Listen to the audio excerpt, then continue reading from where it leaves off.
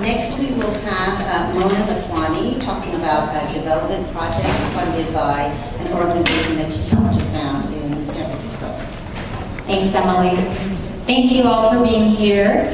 My name is Motwani. I am a human rights attorney, and I'm a co-founder of an organization called Spark. Just to tell you a little bit more about it, we're based in San Francisco, and we are a nonprofit that started 7 years ago, and we wanted to engage young people in advocating for women's rights. And it has been a wonderful experience. We grew from 8 to 5,000 members in 7 years, and 50% of our membership are men. So we are involving young men and women in advocating for women's rights, and I'll tell you a little bit about their involvement as well in some of the groups that we fund. So I won't talk too much in detail about Spark, but we have funded over 63 grassroots women's organizations all over the world, and given $1 million in the last 7 years. And this is all from grassroots type organizing and fundraising in San Francisco mostly. We do our work through grant making. We give out grants, not loans, but we also do education and advocacy work.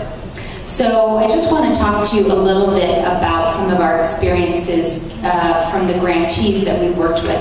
And when I say grantees, I just mean women's groups on the ground anywhere in the world that are doing anything to empower themselves in the face of political, social, and other difficulties.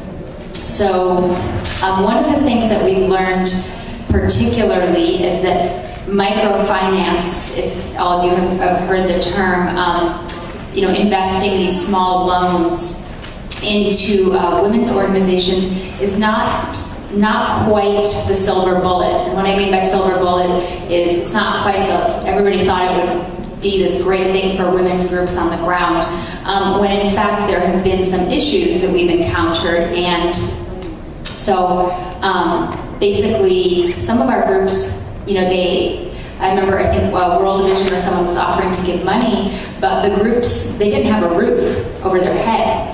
Another group didn't have clean water. They didn't have access to clean water. Another group that we were giving money to in Kenya, there were repercussions if the women were to have money in there, if they were the ones to be making the money, the men or the husbands would often retaliate against them. So we didn't have a safe way to transfer money. So these are all issues that come up in helping to fund these grassroots women's organizations.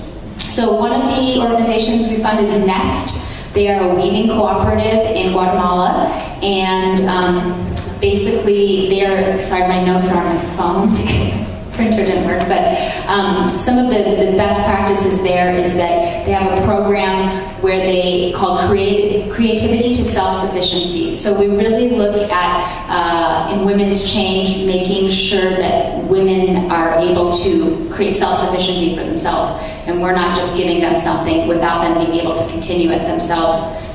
Some of the things that worked for them were interest-free loans. They had a business curriculum that they taught the women that were weaving these products. They had consistent orders, and they also preserved their ancient artistic tradition. So we're not taking away from what it is that makes these women unique.